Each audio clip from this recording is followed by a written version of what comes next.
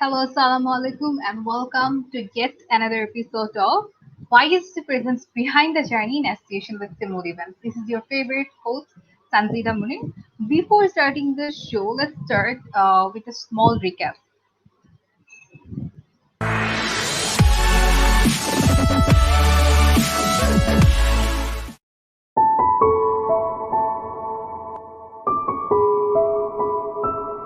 প্রত্যন্ত চর এলাকাগুলি, তারপর হচ্ছে প্রত্যন্ত গ্রাম, ইউনিভার্সিটি থেকে পাশ করে বা কলেজ থেকে পাশ করে বের হয়ে যে ধরনের স্কিল হওয়া দরকার সেটা নাই। কিন্তু আন্ডার সোশ্যাল এন্টারপ্রেনারশিপ আমরা শুধু কোনো বিজনেস বা কোনো কাজ করছি না, আমরা এটাও মেকশিওর করছি যে সোসাইটিতে আমাদের যে বিজনেসের একটা কন্ট্রিবিউশনটা যাচ্ছে এবং একটা কমিউনিটি ডেভেলপমেন্ট হচ্ছে বা একটা society development. Unless you change the mindset of the parents যে জিপিএ 5 এর চেয়ে this skills are more important, ততদিন পর্যন্ত আবার কিছু চেঞ্জ হবে না। বর্তমানে যা আছে সেটা প্রত্যেকের ঘরে ঘরে এস্টাবলিশ করাটা। সো আমাদের বাংলাদেশে এখনো আমাদের পভার্টি ডেভেলপমেন্ট হওয়ার পরও আমাদের আসলে এসডিজি 2 যেটা জিরো হাঙ্গার আমাদের malnutrition still is a big problem. 3 ঘন্টা থেকে 4 ঘন্টা ম্যাক্সিমাম স্কুলে থাকে বাচ্চা, বাকি 20-22 ঘন্টা কিন্তু আপনার বাসায় থাকে। So like before you blame the schools not preparing your kids, you actually should look into yourself এবং হচ্ছে আসলে বোঝা যে লাইক অ্যাজ প্যারেন্টস সিন্স আমার কাছে 20 ঘন্টা থাকে, what I can do to improve these skills in my kids. So, viewers, I'm really excited about today's show because not just because Idul Adhaর আগে এটা শেষ show, not just because but let's discuss something. Like obviously আমরা জানি যে আমাদের পয়লা August Eid, but একই সাথে আমাদের দেশে কিন্তু মোটামুটি অর্ধেকের বেশি জেলা বন্য কবলিত। সো এরকম একটা সময় দেশের স্বার্থের কথা চিন্তা করলেও যেরকম আমাদের একটা ইমোশনাল ইমব্যালেন্সের ব্যাপারে আমরা চলে আসি, সেরকম মোটামুটি করোনা কানের সময় আমার মনে হয় আপনি সহ আমি সহ মোটামুটি সবাই ঘরে একটা ইমোশনাল ইমব্যালেন্সের মধ্যে দিয়ে গিয়েছি। ঘরে সাপোজ যারা ইয়াং তারা তো সাধারণত ঘরের বাইরে থাকা হয়, বাইরে কাজ করা হয়। তো ঘরে টোটালি থাকার সময় অবভিয়াসলি ঘরে যিনি কর্তা ছিলেন বা যার সাথে যিনি কাজ করতেন, তো তার সাথে কাজগুলো ভাগাভাগি করে নেওয়া বা যার আগে থেকে কাজ ভাগাভাগি করে নিতেন, আবার পুরো জিনিসটাকে একদম টোটালি রিশাফেল করা মোটামুটি একটা ইমব্যালেন্সের মধ্যে দিয়ে গিয়েছে। কারণ ছোটখাটো গৃহযুদ্ধ আমার মনে হয় সবার বাসায় দেখেছে। So it's all about emotional balance, যে কিভাবে আমরা ওই জিনিসটাকে ব্যালেন্স করেও, যারা ওয়ার্ক ফ্রম হোম করেছে তারা ব্যালেন্স করেছে কাজটাকে, যারা অনলাইন ক্লাসেস করেছে তারা ব্যালেন্স করেছে কাজটাকে। It's all about balance. আমার মনে হয় আমি অনেক কথা বলে ফেলেছি because I am really excited about today's show because আজকে যিনি গেস্ট করছেন ইমোশনাল ইন্টেলিজেন্স নিয়ে, that's really a new term. আচ্ছা, যিনি গেস্ট তার থেকে আমরা শুনে নিই বিকজ ওনার সম্পর্কে বললে আসলে একটু কমই বলা হবে because sir just emotional intelligence নিয়ে কাজ করেন তা না, তিনি একই সঙ্গে টিচার, তিনি একই সঙ্গে corporate trainer, I mean lots of identity. So let's just welcome this amazing human being, Sir Arif. Hello, sir. Sanjida Munir. Yes, it's a fantastic Walaikum program. salam, Like sir. I'm really excited for this program because শুরুতে আপনি যে এগুলো Thank you দেখলেন, so much. I am really excited and it's a very nice program, nice going. Thank you so much, sir. Sir, কেমন আছেন? আলহামদুলিল্লাহ, খুবই ভালো আছি আলহামদুলিল্লাহ। and আমার ওয়াইএসএস এর সাথে আমার সম্পর্ক দীর্ঘদিনের এবং ভালো লাগছে পরিচিত জায়গা আবার ফিরে আসার জন্য। স্যার মোটামুটি তো আমাদের বেশ অনেকদিন হলো আমরা we are fighting with corona. So আপনার এই সময়টা কেমন কেটেছে স্যার? লকডাউন থেকে লকডাউনের পরবর্তী সময়টুকু একটু যদি বলতেন আমাদেরকে। জি, প্রায় তো 4.5 মাস হয়ে গেল। সো আসলে দেখতে দেখতেই কেটে গেল।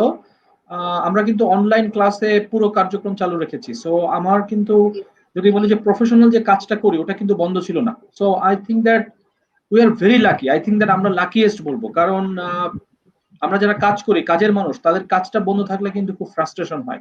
আমি দেখছি অনেক প্রেশার মানুষজন, তারা প্রচন্ড মানে যেমন প্রিতরে যা আমার পরিচিত ফেসবুক কানেক্ট আছে, সে দেখলাম সে পোস্ট দিয়েছে 4 মাস ধরে সে ভিডিও শুট করে না। সো এই যে মানে এটা খুব ফ্রাস্ট্রেটিং। কিন্তু আমাদের জন্য আলহামদুলিল্লাহ আমাদের একদিনের জন্য বন্ধ হয়নি, পুরো কাজ করেছি। তবে বাসায় বসে যেহেতু ক্লাস নিয়েছি জুমের মাধ্যমে, একটা পজিটিভ সাইড হয়েছে, সেটা হচ্ছে যে পরিবারকে প্রচন্ড সময় দিতে পেরেছি। আমার ছোট 2টা বাচ্চা, তাদেরকে প্রচন্ড সময় দিতে পেরেছি এবং আমার ফ্যামিলিকে, আমার ওয়াইফকে সময় দিতে পেরেছি। আর আমি যেহেতু ভার্সিটির একটা খুব গুরুত্বপূর্ণ পোস্টে আছি, আমাদের একটা ম্যানেজমেন্ট কমিটির আমি একেবারে 7 জন সদস্যের একজন মেম্বার, সো আমরা প্রচুর মিটিং করেছি, এটার থেকে প্রচুর শিখেছি, সময় কিন্তু অনেক দিয়েছি। মানে দেখা যাচ্ছে যে নর্মাল টাইমে যেরকম টাইম দিতাম তার থেকে মনে হয় 1.5 গুণ বেশি সময় দিয়েছি, বাট তারপরেও আমার অবশ্যই কমিউনিকেশন স্যার, টাইমটা কারণ সেম ছিল। আমাদের রাস্তায় ওই তো অনেক টাইমটা সময় চলে যায় এটা। ওই টাইমটা আমি আমার পরিবারকে দিতে পেরেছি। সো আলহামদুলিল্লাহ, মাই টাইম ওয়াজ ফ্যান্টাস্টিক। আমার ফ্যামিলির মধ্যে সবাই সুস্থ ছিল, যদিও কাছের কিছু আত্মীয় রিসেন্টলি তারা কোভিডে অ্যাটাক হয়েছে, এটা খুব পেইনফুল ছিল, বাট আলহামদুলিল্লাহ সবাই সুস্থতার দিকে। তো সবকিছু মিলে আমি বলবো যে আমার জায়গাতে আমি ভালো ছিলাম, আসলে আলহামদুলিল্লাহ আল্লাহ খুব ভালো রেখেছিল। Wow, that's great sir. Sir, আপনার তো মোটামুটি আপনার খবর জানা হলো, তো এখন আপনি স্যার এই যে স্যার আরিফুজ্জামান হয়ে ওঠার পিছনে গল্পটা আজকে আমরা এই শোতে জানবো। তো স্টার্ট করি স্যার ফার্স্টে মোটামুটি আপনার শিক্ষকতার পেশায় আসা কারণটা দিয়ে। কারণ আপনি তো মোটামুটি বেশ অনেক বিশ্ববিদ্যালয়ে শিক্ষকতা করেছেন, দেশের একদম প্রথম সারি বিশ্ববিদ্যালয়গুলো যদি ধরি, নর্থ সাউথ ইস্ট ওয়েস্ট থেকে শুরু করে আইবি, তারপরে আইবি এর গেস্ট স্পিকার ছিলেন স্যার। তো স্যার শিক্ষকতা পেশায় আসার কারণটা যদি একটু বলতেন আমাদেরকে। সঞ্জিতা মনির, মানে ধন্যবাদ, খুব চমৎকার, মানে একটা খুব সুন্দর কোশ্চেন করার জন্য। এবং আমি প্রায় 16 বছরের বেশি ধরে শিক্ষকতা করছি এবং আমার জীবনে আমি ফুল টাইম শিক্ষক ছাড়া আর কিছু করিনি। তো এখন আমার কাছে মনে হয়েছে যে শিক্ষকতা মানে অন্যকে শেখানো, এটা কিন্তু আমার মনে হয় সবচেয়ে মোস্ট ন্যাচারাল প্রফেশন। আপনি দেখবেন যে মানুষ কিন্তু জন্মগতভাবে ভালো হয়, তো এই কারণে যখন আরেকজনকে শেখাতে পারে তার মধ্যে একটা আনন্দ কাজ করে। So সবাই কিন্তু শিক্ষক হতে চায়, বাট অনেকে হয়তো বা যে টাকা পয়সা ইনকাম করতে পারবে না বা অনেকগুলো কারণে না এই প্রফেশনটা আসে না। বাট আমি বলবো লাকি, আমি ছোটবেলা থেকে আমার আব্বার খুব শখ ছিল যে শিক্ষকতা প্রফেশন উনি খুব পছন্দ করতেন। সো আমার ইচ্ছা ছিল যে আমি একসময় শিক্ষক হবো, এটা একটা ছিল ইচ্ছা। বাট আমি বুয়েট থেকে পাশ করার পরে আমি আসলে তখন আমার বাধ্য হয়ে টিচিং এ আসছিলাম, কারণ আমি প্রোগ্রামিং এ খুব একটা ভালো ছিলাম না। তো আমি তখন চিন্তা করলাম যে আমার শিক্ষকতা যাওয়া ছাড়া কোনো উপায় নেই। তখন আমি একটা কথা বলেছিলাম যে মঙ্গল গ্রহ হলেও আমি ওইখানে যে ভার্সিটিতে টিচিং করবো। আমি প্রায় 7টা ইউনিভার্সিটিতে রিজেক্টেড হয়েছিলাম। সো আল্লাহর রহমতে আমি সিলেট থেকে আমি 2 মাস বেকার থাকার পরে I got A offer from Sylhet. না 2 মাস না, প্রায় 3 মাস বেকার ছিলাম, most painful time of my life. But আলহামদুলিল্লাহ আমি একটা সিলেট ইন্টারন্যাশনাল ইউনিভার্সিটিতে খুব ভালো একজন মানুষের হাতে আমার চাকরি শুরু করি। প্রফেসর সৌদুদ্দিন স্যার, উনি শাহজালাল ইউনিভার্সিটির ফাউন্ডিং ভাইস চ্যান্সেলর এবং আমার ওই ইউনিভার্সিটির ফাউন্ডিং ভাইস চ্যান্সেলর। তো উনি আমাকে নিজে রিকোয়েস্ট করে জয়েন করান। তো আমি শিক্ষকতা করার পরে 15 মাস করার পরে কিন্তু আমি, তখন আমি কম্পিউটার সায়েন্সের টিচার ছিলাম, বাট আমি বিদেশে চলে যাই এমবিএ করার জন্য, মাস্টার্স করার জন্য। তখন 2.5 বছর পরে যখন দেশে ফিরলাম, তখন কিন্তু আমি আমার ম্যাটেরিয়ালস অনেকগুলো ফেলে দিয়ে আসছিলাম, যে আমি চিন্তা করছিলাম যে আমি টিচিং প্রফেশনে আর যাবো না। কারণ আসলে এমবিএ করার সময় আমার মনে হয়েছিল যে আমি কর্পোরেটে যাবো এই করবো। কিন্তু দেশে আসার পরে আহ আমি প্রায় 15-20 দিন যখন এক্সপ্লোর করে দেখলাম যে আমার বয়স তখন হয়ে গেছে প্রায় 29, আর আমি আমার যেহেতু কর্পোরেট এক্সপিরিয়েন্স নেই, আমাকে শুরু করতে হবে আবার সেই আতুর ঘর থেকে, মানে ধরেন একেবারে ছোট বাচ্চা অবস্থা থেকে। তো ধরেন আমার আমার 7-5 বছরের জুনিয়ররা আমার বস হবে। তো আমি সারা জীবনে এইটা মাথা আমার ছিল যে আমি কখনো ইয়াল্লাস করবো না। এবং তো আমি তখন চিন্তা করলাম আচ্ছা then I go back to teaching, এবং আলহামদুলিল্লাহ I got a very good offer. এবং তখন আমার কর্পোরেট ফ্রেন্ডের থেকে আমি প্রায় দ্বিগুণ টাকা ইনকাম করতাম। মানে মানে আমাদের দেশে এটা একটা ইন্টারেস্টিং এবং এটা খুব মানে হতাশাজনক। আমি এগুলো সামনে লিখছি, আমি বিভিন্ন জায়গায় লিখছি যে আমাদের শুরুটা ছিল প্রচন্ড, মানে ধরেন ধরে নিয়ে আসা খুব অ্যাট্রাকটিভ, বাট পরে কিন্তু এই কম্পিটিশন থাকে, কারণ পরে আর বেতন বাড়ে না সেরকম। But starting it was a fantastic job, and এরপরে there was no looking back. আমি পরে বুঝতে পারছি ইট ওয়াজ মাই প্রফেশন অ্যাকচুয়ালি। আর আমি খুব গ্রেটফুল টু দ্য অলমাইটি যে আল্লাহর রহমতে আমি আমি রাইট প্রফেশন এসেছি এবং আমার কোনো রিগ্রেট নাই। এবং আমি যদি আমার পুনর্জন্ম আবার আবার যদি কেউ সুযোগ দেয় যে আবার কি হতে চায়, আমি আবার এই শিক্ষকই হতে চাই ভাই। I really enjoy. Thanks to you, sir, because we need great teachers, right? Um, sir আপনাকে একটা কোয়েশ্চেন, আপনার কথা থেকে কোয়েশ্চেনটা অ্যাকচুয়ালি আমার মাথায় এসেছে যে স্যার আপনি তো বুয়েট থেকে ইঞ্জিনিয়ারিং করেছেন, তো ইঞ্জিনিয়ারিং থেকে এমবিএ তে কেন সুইচ করলেন স্যার? এই কোশ্চেনটা আমি মনে হয় প্রায় 1000 বার দিয়েছি, বাট আমি সবসময় খুব মানে মজা লাগে এই কোশ্চেনটা অ্যান্সারটা দেওয়ার উত্তর জন্য। দিতে। এটাও কিন্তু it's something to do with my topic. আপনি একটু পরে হয়তো বা ওখানে আসবেন ইমোশনাল ইন্টেলিজেন্স নিয়ে। আহ, আমার লাইফটাও কিন্তু it's all about experimenting, doing experiments with my life, এবং আমি তাতে খুবই উপভোগ করেছি। হয়তোবা আমার জায়গায় আরেকজন যদি ডিরেক্ট অ্যাপ্রোচে গেলে হয়তোবা in terms of wealth, in terms of achievement আরো কিছু করতে পারতো, but I really don't care about that. আমি আমার লাইফ নিয়ে এক্সপেরিমেন্ট করে খুশি হয়েছি।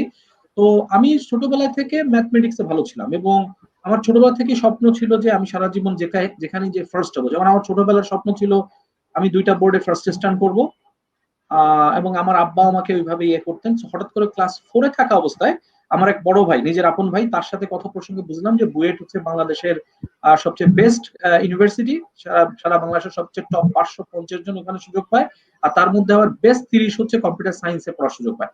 তখন something happen to my life. আমি তখন চিন্তা করলাম যে ওকে, আমিও কম্পিউটার সায়েন্সে যাব।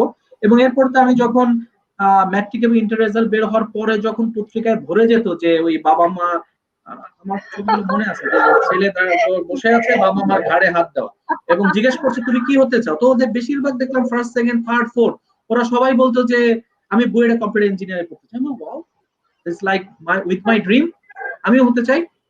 তো আমি কিন্তু পড়ালেখা যে অতটাও ভালো তা না, কিন্তু আমার ওই যে ল অফ অ্যাট্রাকশন বলে, যেটা আমি পরে বুঝেছি, আমি বুয়েটে ঠিকই চান্স পাই এবং কম্পিউটার সায়েন্সে চান্স পাই। তো কম্পিউটার সায়েন্সে চান্স পাওয়াটা কিন্তু ছিল আমার dream, but I didn't know what a computer engineer do. So that was the mistakes, আমি যাওয়ার পরে বুঝছি this is my cup of tea. আর একই টাইমে আমার আব্বা মারা যান। সো মারা গেলেন এবং আমি ইঞ্জিনিয়ারিং পছন্দ করছিলাম না। তখন দেখলাম যে আমি আসলে এই পড়ালেখা থেকে দূরে চলে গেছি। আর আমার ক্লাসমেটসরা আমাকে আরো ফ্রাস্ট্রেট করেছে, কারণ আমার ক্লাসমেটরা যারা আমি বলি আমার সাথে, মানে 3টা বোর্ডের ফার্স্ট স্ট্যান্ড করেছে, ঢাকা বোর্ডের 20 জনের মধ্যে মনে হয় এসএসসির 10 জন স্ট্যান্ড করা সবাই আমার classmate. First, second, third chance পাইনি, উনি অন্য সাবজেক্টে ছিলেন, ফোর্থ, ফিফথ সব আমার ক্লাসমেট। এবং they study all day night, এবং তারা শুধু ডিসকাশন করে পড়ালেখা করে কি হবে, বিদেশে যাবে কোথাও। আমি মনে করলাম যে এটা একটা অসুস্থ জায়গায় চলে এসেছি। And because I am not a person like that. আমি আমার লাইফে প্রচুর উপন্যাস পড়েছি এবং গান শুনতাম সারাদিন। আমার কাছে আমি ছিলাম ফান লাভিং মানুষ। পড়ালেখার জন্য আমার জীবন, আমার কাছে লাইফের একটা পার্ট এডুকেশন।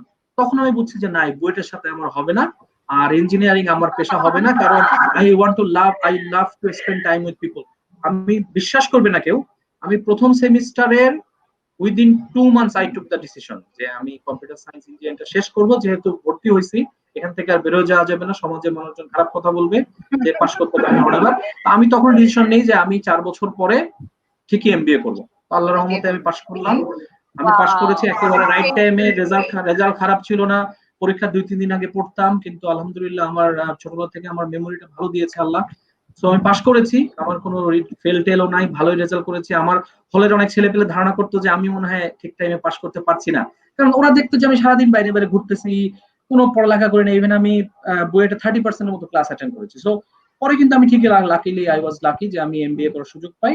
তো এটাই আমার জার্নি। আমি আসলে বলবো যে আমি কেন কম্পিউটার সায়েন্স ছেড়েছি, এটার এক নম্বর কারণ হচ্ছে ভালো লাগে না, 2 নম্বর হচ্ছে হয়তো আমি পারিনি। আমি যেটা বলবো যেহেতু ভালো লাগে নাই, আমি সময়ও দিইনি। So I feel I should say, but I enjoy. আমার কাছে মনে হয় যে I am in the right Exactly. Track. Hey, whatever it is, right now you were successful in your career, in your path.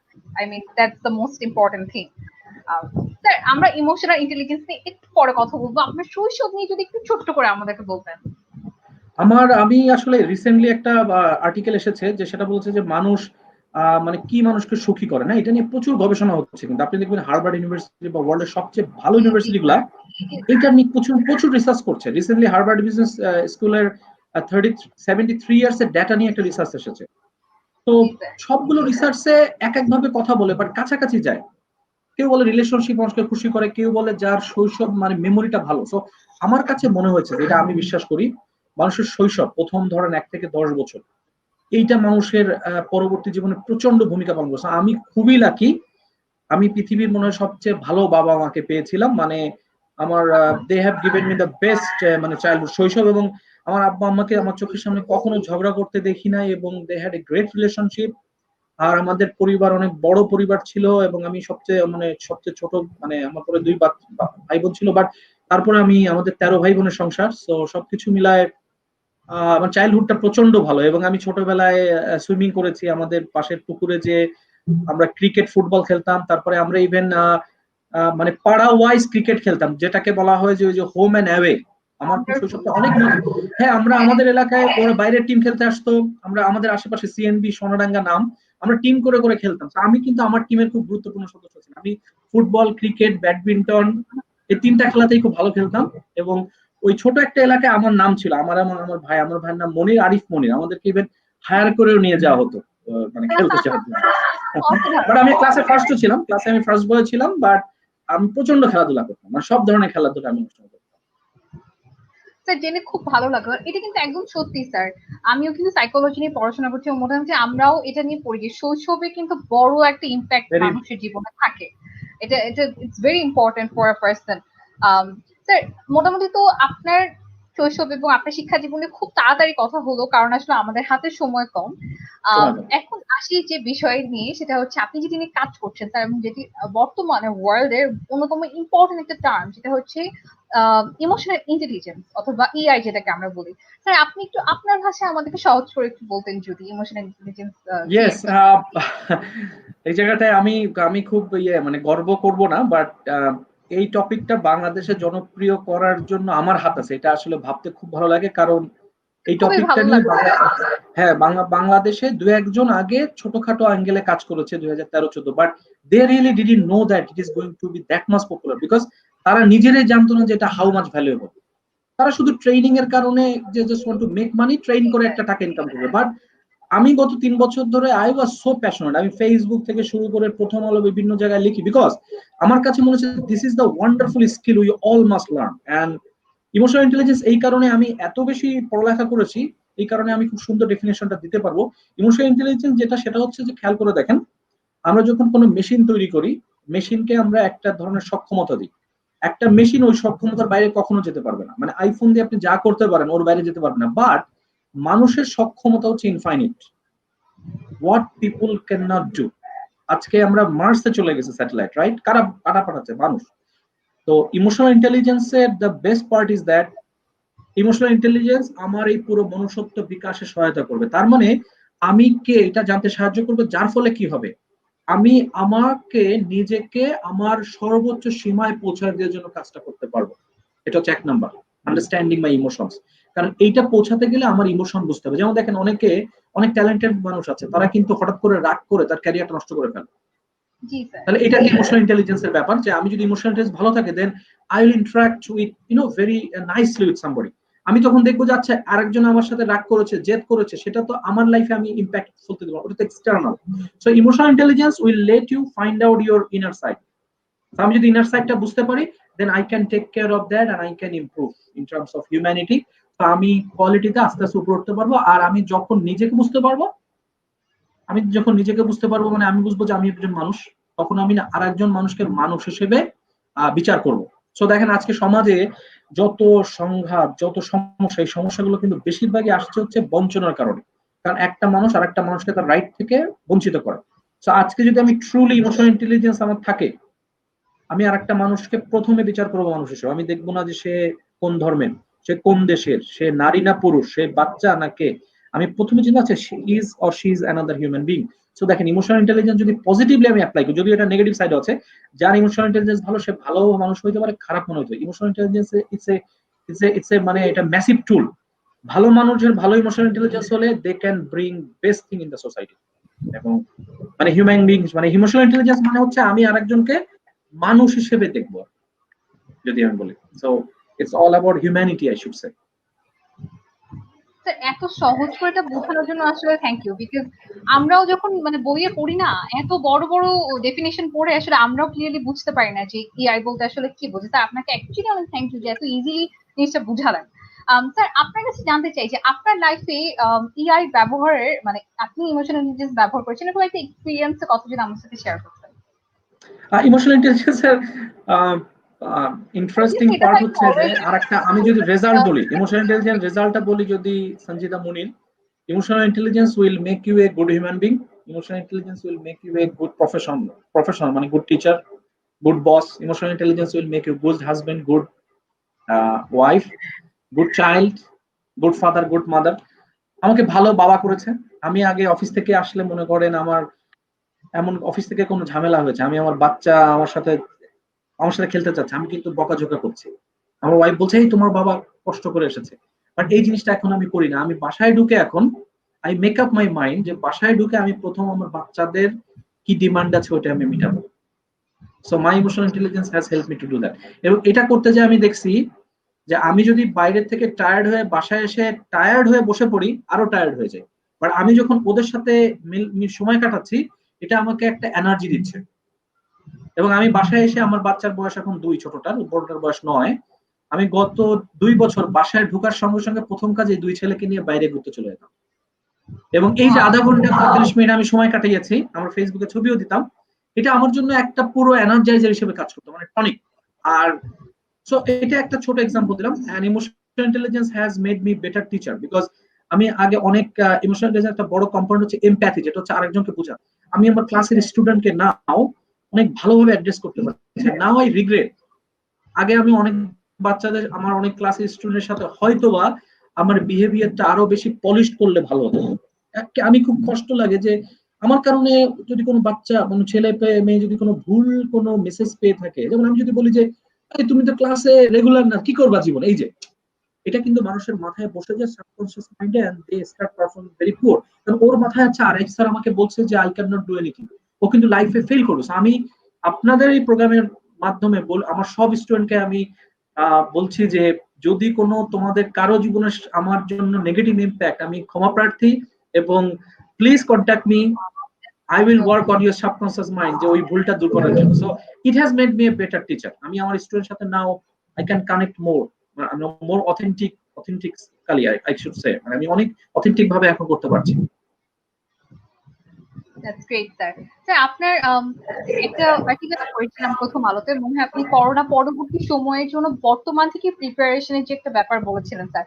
তো একটু শর্টে যদি আমাদেরকে আর্টিকেলের কয়েকটা ইম্পর্টেন্ট লাইন বলতেন যে ইমোশনাল ইন্টেলিজেন্সের জন্য বা এইটা মাথায় রেখে আমরা পরবর্তী টাইমের জন্য কিভাবে প্রিপেয়ার হবো, বিকজ অবভিয়াসলি আমরা যারা ইয়াং আছি বা ধরেন আপনার যে স্টুডেন্টরা আছে বা কর্পোরেটে যারা কাজ করছে তারা ওয়ার্ক ফ্রম হোম করছে, বা স্টুডেন্টরা যারা বাইরে রেগুলার যেত তারা বাসায় আছে, সো বাসার ফ্যামিলি মেম্বারদের সাথেও একটু মানে হয়তো প্রপারলি অ্যাডজাস্ট হচ্ছে না, মানে অনেকে অনেক প্রবলেম ফেসেস করতেছে। অবভিয়াসলি সবার মাথায় একটা জিনিস চলতেছে যে ফিউচার কি হবে কেউ জানে না।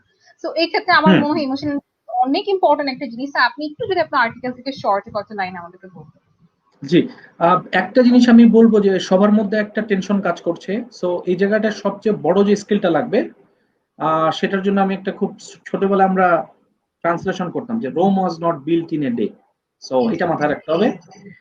আজকে আমাদের আশেপাশে মানুষ, বাবা মা আমাকে নেগেটিভ কথা বলবে, সো এটাকে আমরা অন্তরে না নিই, আমরা বোঝার চেষ্টা করি, হ্যাঁ দে হ্যাভ পয়েন্ট, বাট আমার নিজেকে তৈরি করতে থাকি, আমার সেলফটাকে নষ্ট করে। সো আমি বলবো the first thing we should do, আমি যদি এখন স্টুডেন্ট হই, আমার মূল টার্গেটে থাকবে আমার কোর্সের থেকে যতটা মানে সত্যিকার জিনিস শেখা উচিত। যেমন আমাদের যে কোর্স কারিকুলাম থাকে, যেমন বিবিএ তে প্রত্যেকটা কোর্স ভ্যালুয়েবল, এবং এই জিনিসগুলা আমি আমার একটা ক্লাসে বলছিলাম যে আচ্ছা তোমরা কি তোমার এই বইয়ের লার্নিং এর কোনো জিনিস জীবনে কাজে লাগাইছো? বলে না স্যার। আমি বলছি দ্যাট ইজ রং ম্যান, আমি I have applied it in my life, because এই বইগুলো লিখেছে ওয়ার্ল্ডের খুব নাম করা প্রফেসর, তাদের সারা জীবনের জ্ঞান দিয়ে এই বইটা লিখেছে, এবং আমরা সব ভালো বই পড়াই সব। সো ফার্স্ট ক্লাস যদি স্টুডেন্ট হয়, বইটা ভালো করে পড়ুক এবং ask the question to teacher যে আচ্ছা এই সাবজেক্টটা শিখে আমি প্র্যাকটিক্যাল কি কি শিখবো, কোথায় কোথায় অ্যাপ্লাই করবো। সো টিচার তোমাকে দেখাই দিবে, তখন তুমি করবা কি ওই লার্নিংটা তোমার হচ্ছে কিনা এটা চেক করা, এবং ওই লার্নিংটা ফুল করার জন্য অনলাইন কিছু ট্রেনিং করা যায়। যেমন হয়তো আমার টিচার আমাকে ম্যানেজারিয়াল কমিউনিকেশন পড়াচ্ছে, তো আমার কাজ থাকবে যে আমার teacher might not be the best in the market, তো আমি যেটা করতে পারি ম্যানেজারিয়াল কমিউনিকেশনে একটা টপিক গুগলে সার্চ করে, ইউটিউবে করে এটার জন্য পড়ালেখা করি, 1 নম্বর কাজ। আর 2 নম্বর, যারা চাকরি খুঁজছেন তাদের জন্য আমার টিপস হচ্ছে খেয়াল করার চেষ্টা করো যে তোমার expertise what you can offer from your side. আমরা আমাদের বাংলাদেশে যেটা করি, বেশিরভাগ মানুষ আমরা প্যাসিভ লাইফ লিড করি, আমরা চিন্তা করি আমার কোম্পানি আমাকে একটা চাকরি দিবে। No, don't think what company can offer to you, think about what you can offer to the company. So নিজেকে ওইভাবে বিল্ড আপ করো। তুমি মনে করো আমি সেলসে যেতে চাই, তাহলে আমি চিন্তা করবো আচ্ছা সেলসে আমি যেতে চাই, তাহলে কোন কোম্পানির সেলসটা আমি ভালো করে করতে পারবো। তখন আমাকে কিন্তু প্রোডাক্ট চিন্তা করতে হবে যে কোন প্রোডাক্ট আমি সেলে ভালো। আমি একটা জিনিস শুনেছি যে প্রোডাক্ট সেলে ভালো সে অন্য প্রোডাক্ট সেল করতে পারে না। তো আমি কোন প্রোডাক্ট সেল করবো, তো আমি চিন্তা করবো ওই ইন্ডাস্ট্রিতে কিন্তু আমি সিও হইতে পারবো, সমস্যা নেই। সো ওই সেলিংটা আমি শিখি ভালো করে। এখন ওই শেখার জন্য আমি যে টেকনিকটা ফলো করতে বলি সেটা হচ্ছে যে you sit down, talk to some expertise and tell him যে আমার কি কি স্কিল জানা লাগবে এটাতে ভালো করার জন্য। ওই 5টা স্কিল লিখে আমি নিজেকে 10-এর মধ্যে র্যাঙ্কিং করি, র্যাঙ্কিং করে যা আছে এটার থেকে বাড়ানোর চেষ্টা করি। বিকজ আমার স্কিল যদি বাড়তে থাকে, চাকরি আসলে আমাকে খুঁজে নিবে, মানে ফর শিওর। যেটা ওই যে 3 ইডিয়টস এ ইয়ে বলেছিল আমির খানের মুখ দিয়ে যে সাকসেসকে পিছে ভাগমান, এক্সেলেন্স কে পিছে ভাগো। সেম থিং অ্যাপ্লাই আমি করতে বলছি আমার লাইফে। My life has been change because আমি কখনো চাকরি পিছনে খুঁজি না। আমার লাইফে আমি always focus on my side, দেখে আমি বলছি ইনপুট। আমরা আউটপুট নিয়ে বেশি ভাবি। Output is automatic, focus on the input. আর 2 নাম্বার কাজ হচ্ছে স্কিল ডেভেলপমেন্ট করা, যে তুমি কানেকশনটা তৈরি করো। বর্তমানে কিন্তু এই ফেসবুকে কোভিড এর কারণে একটা পজিটিভ সাইড হয়েছে, সমস্ত এমপ্লয়াররা এখন ফেসবুকে।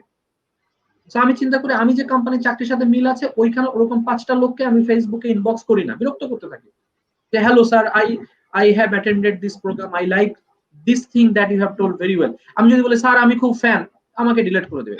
আমাকে কিন্তু স্পেসিফিক হতে হবে, যে তখন না ওই লোকটা বুঝবে যে ও আচ্ছা এ তো আমার স্পিচটা শুনছে, তার মানে she or he got a very good listening skill. আমরা যেটা করি, আমরা ভুল করি, আমরা কোনো বড় মানুষ দেখলে তার সাথে এক ছবি তুলে যে স্যার আমি আপনার খুব ফ্যান। এই ফ্যান বলে কিছু নাই, কিন্তু পৃথিবীতে ইম্প্যাক্ট তৈরি করতে হবে। ইমোশনাল ইন্টেলিজেন্সের একটা শিক্ষা হচ্ছে you have to create the impact in others mind. আজকে আতিউর স্যারের সাথে আমি প্রথম একদিন মিশছিলাম, তারপর থেকে স্যারের কাছে আমার নাম মুখস্থ আছে।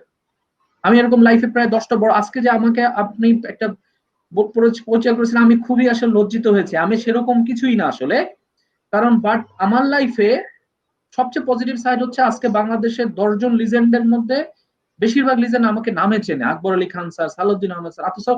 আমি কোনো আমার জীবনে যদি আপনারা পছন্দ করে থাকেন, এটা কিন্তু তাদের জীবনে একটা রিফ্লেকশন পড়ছে আসলে। ওনারা আমার মেন্টর। সো আজকে এই মেন্টরদের সাথে আমি তাদের কাজ নিয়ে আলোচনা করি যে স্যার আপনার এই কাজটা আমার খুব ভালো লেগেছে। তো আপনাদের কাছে আমি রিকোয়েস্ট করবো এই ফেসবুক থেকে দেখেন, যারা যারা আপনার লাইনের জন্য ভালো হতে পারে তাদেরকে আপনি টেক্সট করেন এবং স্পেসিফিক কথা বলেন। দেখবেন বাংলাদেশের 99% এই মানুষ এই কাজটা করে না। আপনি ইম্প্যাক্ট ক্রিয়েট করেছেন কিনা, আপনার ফোন নাম্বারটা ওই বড় মানুষটা সিইও বা ডেপুটি সিইও তার ফোন ডিরেক্টরিতে সেভ করাতে পেরেছেন কিনা সেটা দেখেন। ওইটা না করা পর্যন্ত কোনো লাভ নেই। Make a relationship such that যে ওই ওদের ফোন ডিরেক্টরিতে আপনার নাম যেতে হবে, এবং গ্রিট করেন মাঝে মাঝে। ঈদুল আজহা এই ফেস্টিভ সময়গুলোকে কাজে লাগান না, আমি কাজে লাগিয়েছি। এটা শুনলে অনেকে হয়তো বা মানে আই ডোন্ট নো কিভাবে নিবে। আমি কিন্তু আমার এই যে আমি এডুকেশন সেক্টরে একটা সত্যি কথা বলি মনির, আমি কিন্তু বুয়েটের ব্যাকগ্রাউন্ড থেকে এসেছি। আমার কিন্তু ব্যাকগ্রাউন্ডের কেউ কিন্তু ইন্ডাস্ট্রিতে নাই। যেমন ধরেন বাংলাদেশের বিজনেস স্কুল ডমিনেট করছে কারা, ঢাকা ভার্সিটি গ্রাজুয়েটরা, আইবিএর। আমি কিন্তু বুয়েটের একেবারে বুয়েটের কিন্তু আপনি বিজনেস স্কুলের 4-5 জনকে দেখবেন, আর কাউকে দেখবেন না। বাট আলহামদুলিল্লাহ আমি বাংলাদেশের সকল টপ 5টা ইউনিভার্সিটিতে কাজ করেছি। আজকে ক্যারেন ইউনিভার্সিটিতে আমি 5 বছর ধরে বিজনেস স্কুলের হেড হিসেবে আছি। এবং এটার বড় কারণটা কি, কারণ আমি এই ঈদের ফেস্টিভ প্রোগ্রাম গুলোতে বাংলাদেশের সব বড় বড় ভিসি এবং ডিনদেরকে এসএমএস করতাম, একটা কল দিতাম যে স্যার কোথায় নামাজ পড়লেন, কোরবানির নামাজ। তো অনেক দেখতাম গণ্যমুখীরা তারপরও হু হু করতো, কিন্তু একটা রিলেশনশিপ বিল্ড আপ হয়েছে এবং that has help me. Thank you sir for this explanation, অসাধারণ এক্সপ্লেনেশন ছিল স্যার। তো আপনি যেটা বললেন যে অবভিয়াসলি ফ্যান এটা বলা যাবে না, বাট এই শোয়ের পর I am a bit fan of your word as well as the viewers, because আমি সব ভিউয়ার্স এর কমেন্টস দেখছি, লাইক সবাই আপনাকে এত পছন্দ করেন, এবং আপনার কর্পোরেট ট্রেনিং এর কেউ না কেউ মেম্বার ছিল অথবা কেউ স্টুডেন্ট, লাইক সবাই আপনাকে গ্রিটিংস জানাচ্ছে স্যার। তো স্যার ও থ্যাঙ্কস আ লট। স্যার আপনার কথা থেকে মোটামুটি একটা জিনিস বুঝতে পারলাম যে ইটস অল অ্যাবাউট আসলে আন্ডারস্ট্যান্ডিং সামওয়ান এলস পার্সপেক্টিভ, মানে আরেকজন কি কি সিচুয়েশন থেকে জিনিসটা দেখছে বা তার পার্সপেক্টিভ কি, ওইটা যেটা আমরা বলি যে it's not easy wearing someone else shoe. So Sanjida ওইটাই তো এমপ্যাথি, ওইটাই তো সঞ্জিদা এমপ্যাথি। এবং আপনি দেখবেন যে এমপ্যাথি কিন্তু বর্তমানে মোস্ট শর্ট স্কিলস ধরা হচ্ছে। সাইমন সিনেক থেকে শুরু করে ওয়ার্ল্ডের সবচেয়ে বড় স্পিরিচুয়াল এবং ইন্সপিরেশনাল লিডাররা তারা কিন্তু এখন এটার উপর জোর দিচ্ছে সবচেয়ে, এমপ্যাথি। এবং আমি আন্ডারস্ট্যান্ড করলে I will become a good team member, I will understand the customers better, so I will become a valuable person in the corporate. জি স্যার, এটাই আসলে it's all about emotional balance and balancing. Sir আমরা মোটামুটি আমাদের show এর একদম শেষে চলে এসেছি, আপনার সময় আর নষ্ট করবো না স্যার। ছোট্ট একটা কোয়েশ্চেন যদি একটু নেই অডিয়েন্স থেকে। স্যার একজন প্রশ্ন একজন উদ্যোক্তাকে তার কাস্টমার্সের প্রতি ইমোশনাল ইন্টেলিজেন্সটা কিরকম হবে, আপনার মতামত শেয়ার করলে ভালো হয় স্যার। ইন শর্টে যদি একটু সাজেস্ট করতেন, বিকজ আমাদের এই শো এর ভিউয়ার্স মোটামুটি হ্যাঁ এন্টারপ্রেনার্স। কাস্টমারকে আসলে যেটা করতে হবে, কাস্টমারকে সবসময় চিন্তা করতে হবে যে ও আমার যে নতুন প্রোডাক্ট এটার উপর ট্রাস্ট করেছে। তো কাস্টমারকে খুব মানে ভ্যালু দিতে হবে, এই ফিলটা আমাদের মধ্যে নাই। আমরা চিন্তা করি কাস্টমার আমার প্রোডাক্টটা কিনেছে আমি লাভ করলাম, no, think about that the customer has trusted on me. তখন যখন হবে তখন দেখবেন যে you will be having better bonding, এবং এই কাস্টমার আপনার জন্য 10টা কাস্টমার নিয়ে আসবে। এবং সেক্ষেত্রে আমি কাস্টমারকে দেখার পার্সপেক্টিভটা চেঞ্জ করতে বলবো। যারা এন্টারপ্রেনার আছেন কাস্টমারকে প্রচন্ড পরিমাণে সম্মান করেন এবং তাদেরকে একটা ভালো ফিডব্যাক দেন, ইয়ে কর, মানে যে you have trusted on me, thanks a lot, মানে so that works very well. Sir আমাদের শো একদম শেষ পর্যায়ে, স্যার আপনি যদি ভিউয়ার্স উদ্দেশ্যে বা as all the young people সবার উদ্দেশ্যে যদি একটু বলতেন যে লাইক এই করোনার পরবর্তী সময়টুকু যখন আমাদের বিজি লাইফটা আবার শুরু হবে, উই ডোন্ট নো করোনা যাবে কি যাবে না, like how to handle everything in this in short. Ah, এটা আমি অনেক জায়গায় বলেছি, কিন্তু বাংলাদেশে না এই ব্যাপারে কোনো নেতৃত্বই কাজ করছে না, খুব দুঃখজনক। মানে দেখেন, আমরা না পুরো দায়সারা ভাবে চলছি, মানে এটা কবে যাবে কি হবে। বাট আমি প্রথম 4 মাস আগেই বলছিলাম একটা প্রোগ্রামে যে যে আমার চিন্তা করা উচিত যে এই কোভিডটা কয়দিন থাকবে, তারপরে এই যে যে ডিজাস্টারটা, এই ডিজাস্টারটা আমার ক্ষতিটা পূরণ করতে আমি 3-4 বছর একটা প্যাকেজ আনা দরকার। যেমন কোম্পানিগুলোর এমপ্লয়ীদের সাথে আজকে কন্ট্যাক্ট করা দরকার যে বাবা আমি তো পারছি না, সো আমরা আসো আগামী 10 মাস 80% বা 70% স্যালারি নিই। বাট তা না করে কি আমরা প্রত্যেককে অনিশ্চয়তার মধ্যে রেখে দিছি। আজকে প্রত্যেকটা এমপ্লয়ি প্রত্যেকটা কোম্পানিতে ভয়তে আছে তার কত টাকা কাটবে, তার কি চাকরি চলে যাবে কিনা।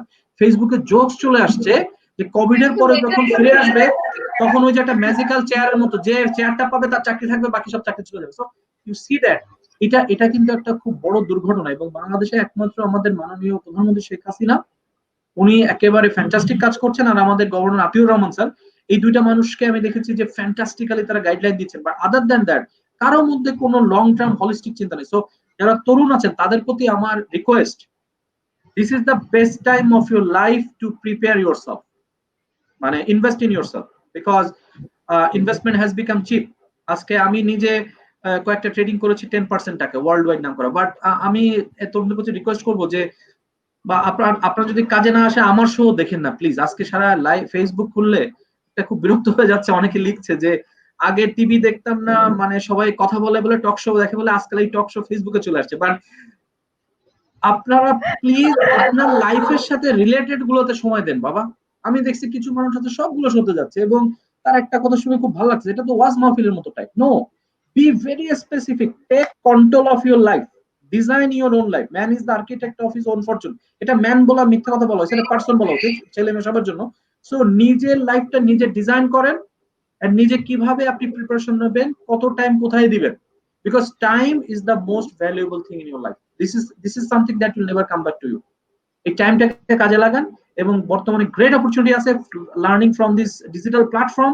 বাট দেখা গেছে যে 10টা প্রোগ্রামের মধ্যে হয়তো 2টা প্রোগ্রাম ভালো হচ্ছে, বা একটা প্রোগ্রাম আপনার জন্য ভালো বাট আপনার জন্য অন্যটা ভালো না, আবার ওইটা আরেকজনের জন্য ভালো। সো হয়তো সবই ভ্যালুয়েবল। সো আপনি একেবারে সময় নষ্ট করেন না, সেট ফাইন্ড আউট। আপনি যদি বুঝতে না পারেন যে এই ট্রেনিংটা আপনার জন্য দরকার কি না দরকার, তাহলে কিন্তু আপনার সেলফ অ্যাওয়ারনেস এর প্রবলেম আছে। তো এটাও কিন্তু emotional intelligence.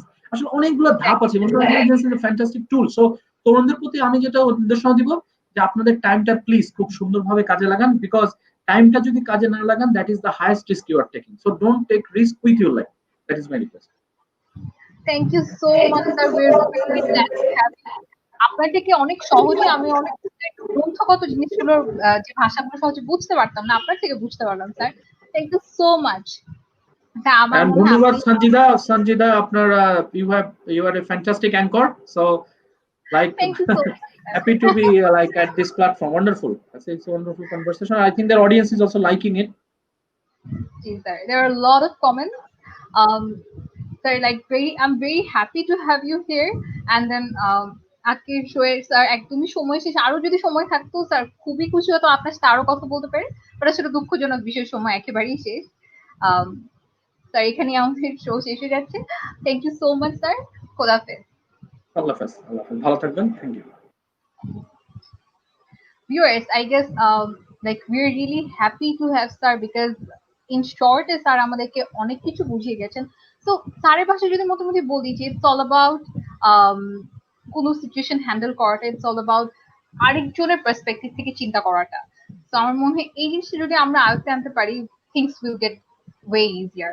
And there are so many comments. I'm really sad যে আসলে সবগুলো কোশ্চেন তাকে করতে পারিনি বিকজ সময় স্বল্পতার কারণে। বাট এই শোটা মোটামুটি অনেকগুলো পেজে যাচ্ছে, ওয়াইএসসি, তাছাড়া সফলতার গল্প, সেমুদিভেন্স অ্যান্ড কাবুলিওয়ালার পেজ থেকে। তো প্রায় যারা যারা শোটা দেখছেন, I hope wait for the next show because in next episodes we will be having amazing guests. Till then, goodbye everyone.